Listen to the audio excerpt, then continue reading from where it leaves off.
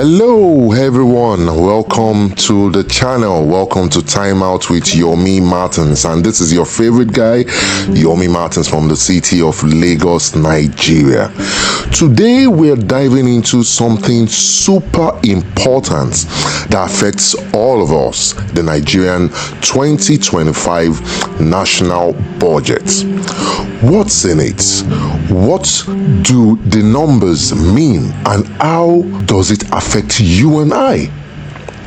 Stay with us as we break down the key factors and share some thoughts on what could be done better. Let's get right into it. First, let's quickly run through the key numbers in Nigeria's 2025 budget. The government has proposed a budget of 47.9 trillion naira. A lot of money, right? But how are they planning to raise that cash, and where will it go? Now, let's first start with this. Revenue projection is 37.82 trillion naira. Expenditure 47.9 trillion naira. Budget deficit 13.08 trillion naira. And finally, for debt servicing, we have 15.81 trillion naira. As you can see, there is a huge deficit of 13.08 trillion naira. This means the government needs to borrow a lot of money to cover the gap. They expect to make most of this money from oil production, assuming they will produce 2.06 million barrels per day. But there is a catch: the exchange rates, which is set at a very high 1,500 naira to the US dollar. Currently, as at this December, we are still hovering around 1,006, 1,007, and it has been fluctuating in that band. Now, the impact of we leaving the naira as high as 1,500 naira to the US dollar will obviously affect the revenue of government, in actual terms, when you look at, the foreign currency exchange rates in a way. Now, let's break down the main areas where the government plans to spend money. Firstly, defense and security is taking up 4.91 trillion naira, which is approximately 10.29% of the total budget. Infrastructure is taking up 4.06 trillion naira. That means the government plans to spend quite a lot of money, to resuscitate the economy through spending. Healthcare is taking up 2.48 trillion naira. And under healthcare, there are subcategories which include infrastructure investments in health, that's taking 402 billion naira, and basic healthcare fund, which is taking up 282.65 billion naira. From feelers, the government wants to set up primary healthcare facilities in as many places as possible, especially in the ward level, I mean. Now, education, we're looking at 3.52 trillion naira, and a subcategory of education is the infrastructure development in education, which would take 826.9 billion naira.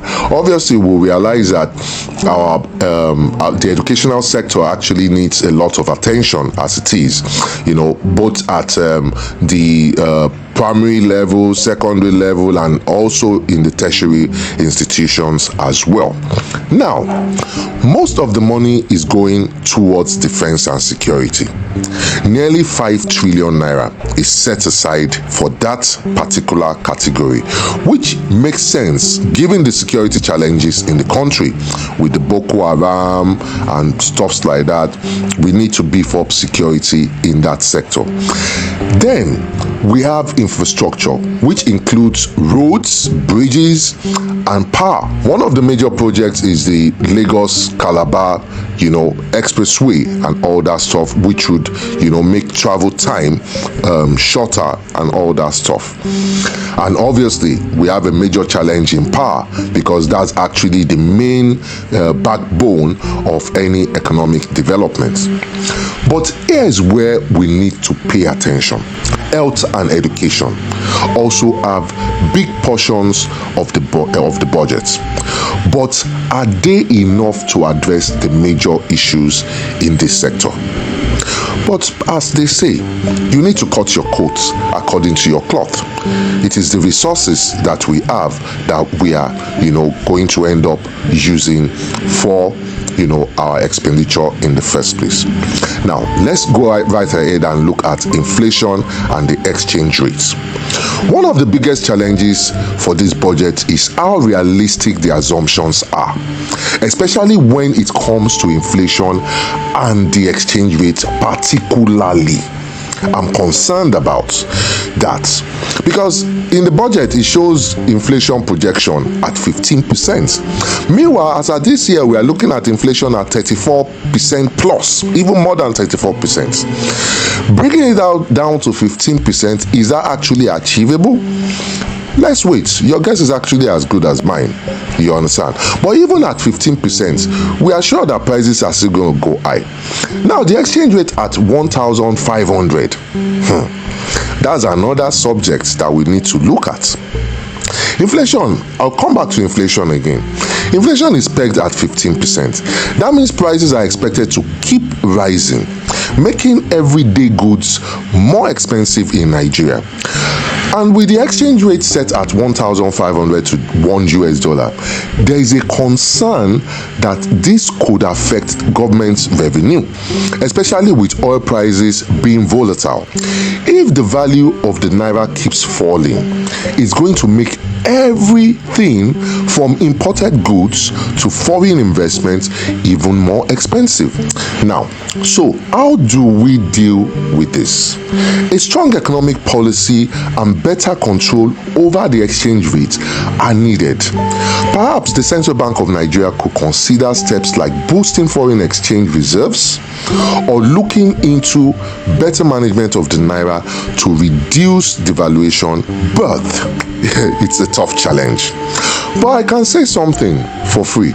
The CBN has been coming up with different economic policies in recent times, especially in terms of managing, the foreign exchange. Centralization of the exchange through, the Bloomberg platform, in which the minimum entry is $100,000. But that's even a subject for another day, because when we are looking at that, we also have to be looking at the fact that the retail end of the foreign exchange market have been totally cut off. You understand? They won't be able to play in that category. But on the flip side also, when you are looking at currency speculation, it happens most of the time in the retail end of the market. I'm not saying that the wholesale end of the market, as in the big corporations, do not speculate. They also do speculate. Do you understand?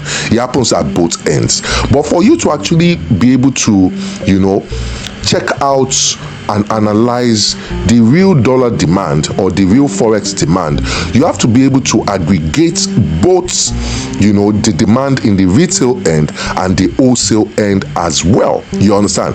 Because the retail end have needs as well. Healthcare needs, foreign insurance needs for those that have, properties abroad or assets abroad. We're also looking at education. A lot of children, of private individuals go to school abroad and everything, and they don't come cheap, which so they will need to have dollars as well. Let's go right ahead. Let's look at poverty and unemployment. Now, let's talk about two of the most critical issues in Nigeria: poverty and unemployment, like I mentioned earlier. Over 40% of Nigerians live in poverty, and the unemployment rate is still very high. I don't want to mention the unemployment rate figures right now, which has been brought out by the National Bureau of Statistics, because as far as I'm concerned, those figures are contentious, right? Because we are not supposed to be looking at unemployment alone. There is a concept called underemployment, which most of us we don't actually look at. You understand? Because you can be employed but underemployed. That means you are not actually making enough money to take you home. So, does the 2025 budget do enough to tackle all these problems that we just spoke about right now? Well, your guess is as good as mine. There are room for improvements. Now, government has put money into sectors like education and infrastructure, which could create jobs in the long run. But let's be honest now. These are long-term solutions. Right now, we need more direct actions to help the millions of unemployed or underemployed youths and people struggling with poverty. What about support for small businesses, job creation programs, and maybe even agriculture? A sector that has huge potentials to employ millions of people. We need to give all those a good consideration as well. Let's take a quick look at how the 2025 budget compares to the previous year. In 2024, Nigeria's budget was set at 21 trillion naira, with revenue expected to be 10 trillion naira. So, we see that the 2025 budget has nearly doubled, but so has the deficit and the debt servicing. While the government is optimistic about high revenue from oil, the inflation rate and exchange rate assumptions are actually kind of worrying for me. The revenue might fall short if global oil prices drop, which is not cast in stone, or if there is a continued dip in the value of the naira. Now, let's talk solutions, because I don't want to just bring out the problems or the challenges. Rather, we need to talk solutions. Here are a few things that could help improve Nigeria's economic outlook based on what I can see in the 2025 budget. First is to control inflation. Government must focus on stabilizing prices. This could be done by supporting local production, boosting food security, and managing exchange rate policies better. Secondly, we need to improve exchange rates, particularly. A more stable naira is essential. We need better foreign reserves and policies to help reduce naira's depreciation against the dollar. Could the government look into alternative currencies for trade or focus on increasing exports? That we need to consider. And I also know that obviously in the last video I spoke about Nigeria joining BRICS. You can check out the video, right? I will leave a link to it in the description. And those are part of the things I guess the Nigerian government is also doing, by joining BRICS in the first place, a way to get alternative currencies for trade and focus on increasing exports as well. Now, let's look at the third thing we can address: job creation and poverty reduction. Instead of just waiting for future results from infrastructure projects, we need immediate actions like support for small businesses and the agriculture sector, which can employ millions. Let's also look at skills development to help the youths get into high demand fields. I'm always talking about these high demand fields because the world has changed over time. We're in the digitalized economy. How much of our youths are actually knowledgeable about cybersecurity, data analytics, right? How many of them are actually knowledgeable about, blockchain technology and things like that? That is the direction the world is going into right now. and those sectors can actually provide a lot of gainful employment for the average Nigerian youth. Fourthly, better spending in health and education. While the budget has allocated funds to these sectors, I agree.